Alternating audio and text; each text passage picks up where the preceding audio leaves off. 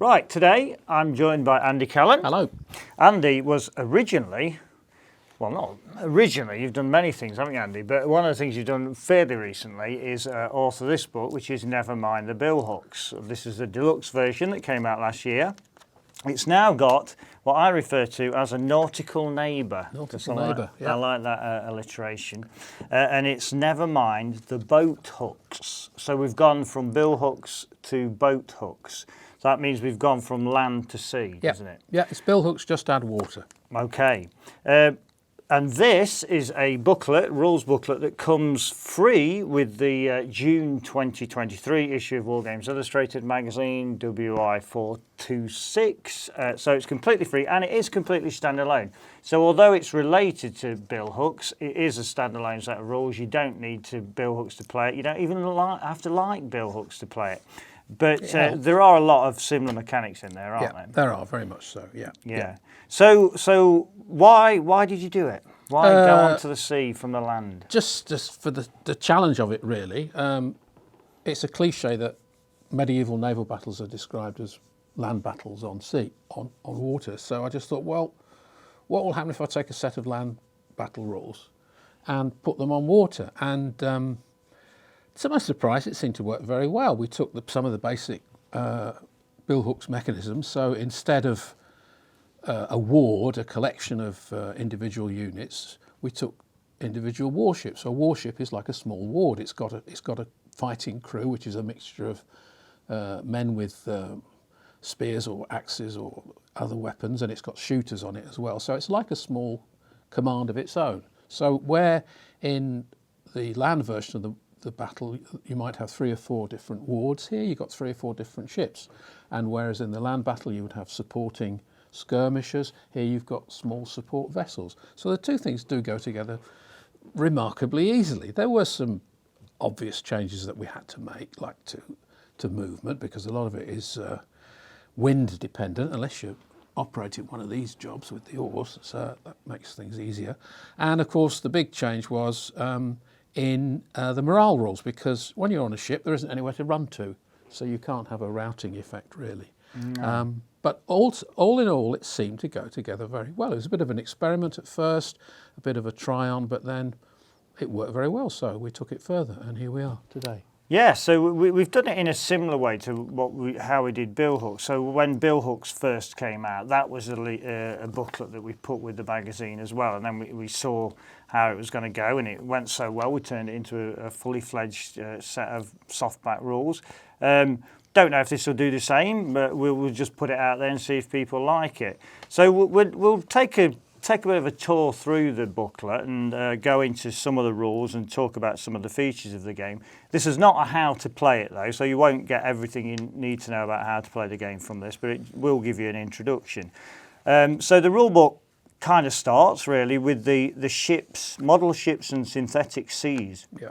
So obviously to play a naval war game of any period, you're going to need some vessels, aren't you? You are. So originally you started making your own, I guess. I did. I started off with just some basic hull shapes made out of cardboard and stuck some figures on it, and we pushed them around and got the basic mechanisms working. And then the next stage was to put some boxes on each end of the cardboard shapes to make the castles, and then we sort of went on to start scratch building our own. This is an example of a scratch built Mediterranean style galley, and it's based on a design by Steve Wood, and in fact Steve's design with the plans is in the magazine, so this is one based on the magazine article. Yeah, which is worth pointing out that as well as the rules booklet itself, within that this issue of the magazine there are a couple of articles about putting together a medieval navy, and also how to specifically build a galley. I'm not able to find it now, but anyway, it's in there. It's definitely in there. Yeah. And yeah, putting it together can be all part of the fun of boat hooks. But you can get MDF flat pack kits as well, can't you? You can, from Sarissa Precision, and we have some here today. This is the first one they did. They did this, been out for a few years now. It's a cog, a medieval cog. Yeah. Now this one has been pimped up a bit. It's got some very nice rigging and what are these things called? They hold the rigging in place anyway. But these should not be regarded as accurate scale models. They're representational things, because if they were to scale, they'd be about this big, and it wouldn't be realistic. But they're designed to take the appropriate number of figures according to these Boathooks rules. So the cog, for example, will usually have about 18 to 24 figures on board, roughly split half and half between shooters and marines. So and that would form the heart of any medieval fleet. It's basically a merchant vessel with a stern castle and a forecastle added, just to make it forecastle, I should say, not forecastle, forecastle added to make it suitable for war. Then some other vessels here. We've also got now these do come with oars, but because they're not stuck in and they keep falling out, we've taken them out for this. So this is what they bill as a northern great galley. Yeah. Now this was an oared vessel used by principally the English in the Channel battles. It's a linear descendant, really, of a Viking longship. So it's a big oared vessel, and they stuck a forecastle and a stern castle on it just to bring it more in line with the look of these things. It gives them a bit more manoeuvrability in the game because they've got the oars. Yeah. But this is the uncastled version of it. Yeah.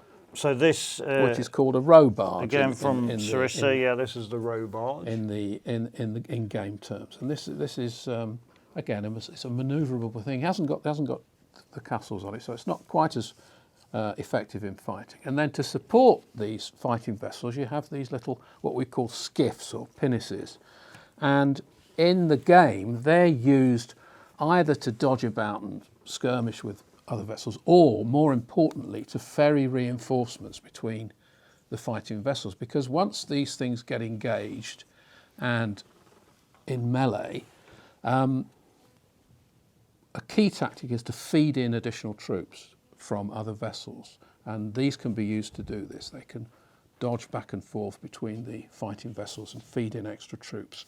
As I said before, there's nowhere to run to on a ship, so you want to extend the melee as long as you can, and you do this by feeding in fresh reinforcements. Yes, so that's the little skirmisher darting about. And when it comes to the seas, there's loads of people make different kinds of sea or water mats, aren't they? Yes, there are. But one of the things that you started out with originally was this, which was the humble carpet tile. Humble carpet tile, yes. Now, this game uses a gridded sea. It makes movement a lot more easier to measure, because in a lot of naval games it gets very complicated with wind angles and points of sailing and all this sort of thing. The grid system makes it a lot easier. So what I took was a standard half-metre carpet tile and stuck a little dot in the middle there. So that turns it into 4 squares. And if you put these together, you can put a sea together quite cheaply. You can get these things used, but in very good condition on eBay for a song. It's better than buying them brand new. Yeah. That's certainly what I did. But equally, if you've already got a ship, you just need to make a piece of cardboard 10 inches square and then stick a little dot at each corner, and that sets up your grid for you. Yeah, so we've just used a little round sticker on that. Yeah, that's right. Yeah. Okay, we'll come to the seagulls in a minute. Okay. So very exciting. Right, so we'll skip through the book, like I say. So we've talked a bit about the different types of ships that are used in the game. There's not a vast amount, but then there wasn't in that period. That's right. Leaders, captains and admirals, they come into it, don't they? Leaders and command is a feature. As in a land battle, you have a commander-in-chief. In this case, he's called the admiral, and he'll be the captain in charge of a flagship. It's usually the biggest ship on the table. We do get bigger versions of it. They're called great ships, and these were usually the flagships, and they were specially built for that purpose. Henry V built an enormous one. Called the Grace Dieu, which was as big as HMS Victory. It never actually saw any action, but it was a real statement of intent. So you have the flagship, and that's commanded by the admiral. Then each of the fighting ships, be they a sailing vessel like a cog or an oared vessel like a galley, each of those is commanded by a captain, and he serves the same function in Boathooks as the individual commanders do in Billhooks. So he's an independent commander. And And you can be one of 3 different classes. One of 3 different classes, yes. Yeah, Now, in this case, the admiral can be a dolt because they were usually an aristocrat who'd often never seen any sea service before, appointed just because of their rank. So that's one slight difference from Billhooks. Right, okay. Cards. Yep. Cards are a feature of the They game. are, Again, yep. like Billhooks, Yep. You've got different sets of cards that You do. different So things. the basic play deck consists of 1 card for each ship. So it'll be Captain so-and-so in command of the White Hart of Whitstable or wherever it might be. There are a couple of supports and artillery card, and when you draw that, the little support vessels can be used, or any artillery on your ships can fire. And then there's a couple of bonus cards which give some little quirks to the turn sequence. Alongside that, there are the order cards. Now, this is a difference from Billhooks. There's only so many orders you can give in these games. So basically, there are 4 orders. So each fleet has a set of 4 orders, and when a captain's card is drawn, you put down your orders next to the ship, depending on his command class. So if he's a dolt, he can only do 1 thing. If he's an ordinary commander, he can do 2. If he's a hero, he can do 3. And the 4 are basically attack, which is move in to grapple and board an enemy vessel. To control the shooting, which is to direct at a target or shoot at a particular time in a move, rather than just shoot. The default is to shoot at the start of the move. There's move fighting crew, which is either from one part of a vessel to another, from a forecastle to a stern castle or vice versa, or from one ship to another, which we talked about with these support vessels. And the last one is a special order, which covers anything else that isn't covered by that. Clearly, that's going to be a 2-pointer, so a dolt can't do that. But otherwise, this is the range of orders you have. Lastly, we have the special events, which are triggered by drawing a particular card from the bonus deck. And in this game, the special events largely cover wind or sea conditions. And they can throw a spanner in the works if you're not expecting it. Okay, yeah. So movement is obviously heavily based on wind and also your oars. So, and we're not using tape measures. As we pointed out, the table is divided into grids, or the play surface is divided into grid, and we move that way. We've on this page we've got things like towing, collisions, and grappling. So there's not really any ramming, is there? We don't go about the table ramming these things. into each other. The galleys of the time didn't have underwater rams like the ancient vessels. They would try and do that sort of thing, going amidships if they possibly could, and then they'd board it across the front of the vessels. But you can't sink a vessel by colliding with it. No. Although you can damage a vessel by colliding with it, you can also damage yourself by colliding with it. And if you've got troops in a fighting top, which we haven't got here, but getting damaged in a collision can be very dangerous. You can get knocked overboard. Yes. So it's all about getting close and then grappling, isn't it? Hooking together, grappling. Yeah, there is shooting. You shoot with your crossbows or your longbows, and there are some small guns usually on these ships. The bigger guns are only coming in towards the end of this period. They weren't particularly tactically significant, but I do include rules for them. Yeah. But the main thing is shooting is just going to soften the enemy up. You can't win a battle by shooting alone. You've got to go in and board. And there's similarities with shooting and melee with Billhooks. Yeah, the mechanisms are very similar. They'll be so it's shoot to hit, roll to hit, roll to save. Yeah. Okay. The morale is slightly different because, as we said, you can't run away. No. But if things get sufficiently bad, there's a risk that the crew might mutiny. So that's one possible outcome. And if they mutiny, they'll just leg it off the table as quick as they can.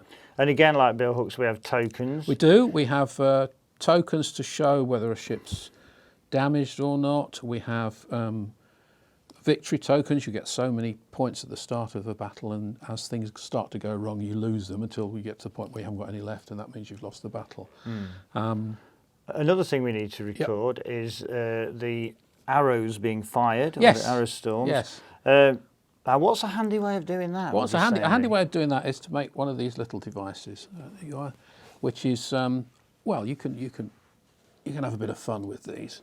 Like this one is so it goes next to the ship. Each ship has six rounds of shooting. So as I say, you're not going to win the battle by shooting. But as your shooting goes down, you reduce the dice accordingly. Now, this one uses my patented seagulls, which are made from tile spacers, and you just flatten them with a soft nose plier and then paint them in a gully sort of way. This one's got a drowning sailor grabbing hold of a piece of flotsam. But you can have, I've got shark's fins and things like that. You can have a bit of fun with these. Yeah, it's one of the good things about Billhooks is that people enjoy making these little sort of hobby token vignette things. And it's the same with boat hooks as well. The back of the booklet is crib sheet, so that's mainly what you need to know. You don't need to look much further than the back of the sheet really to play the game. No, once you got the movements in your head, and the best way of imagining it is that if you're heading into the wind, you're moving up a steep hill, so it's very slow and difficult to do. You're best going downhill, and you have to be a bit careful if you're going across the slope as well. But it's a gross simplification of a very complicated art, which I don't really understand because I'm a landlubber. But this is as close as I could get. So. Yeah, and like with Billhooks, we make no bones about the fact that luck does play a big part, doesn't it? The dice goddess. Indeed. Yeah. All of these tokens, all of the cards, these are all available to download from the never mind the Billhooks website. So now, free, of course, Dan. They are free. Yeah. They're free. Yeah, you can download them all. We didn't manage to squeeze them all into the booklet, but we figured that these days most people just download a sheet anyway and print it out. Yeah. So all tokens, all cards, and if you do want to give the game a try without investing in any of the MDF vessels or making your own, you just use some cut out bits of paper to start with. Just give it a go and see if you like it. That's what I did. Yeah. Yeah, the figures that we've been using here, or you can see here, these are the ones that the Perry miniatures, but Steve Wood, our friend Steve Wood, sort of cut them down to size.